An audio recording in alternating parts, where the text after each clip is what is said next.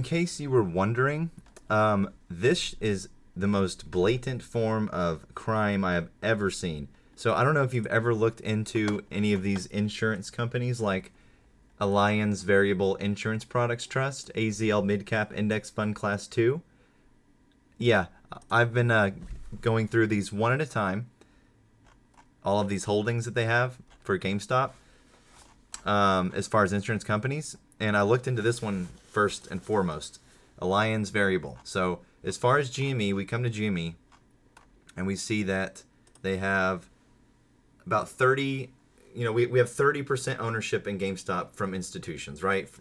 So it is what it is. Now, if you go look at this Alliance Insurance Company and you look at their individual holdings and you go through here, look at this shit. 113% institutionally owned. This one is 126% institutionally owned. This is the table. I went through these individually and got basically an absurd number of institutional ownership over 100%. BlackRock's liquidity fund in the repo market, 41.56%. Cable One, 23.89%. That's 23.89, 2,389% owned by institutions. 23 times the amount of shares that exist are owned by institutions. DIRXX, 956% owned by institutions. Go, 317% owned by institutions.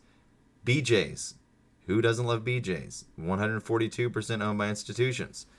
BLD, 138, 137. All of these. Look at this shit. Guess which ones are amongst the lowest? GameStop. So what's going on here? Is this, what's going on? Obviously, this cannot remain. So this is going to have to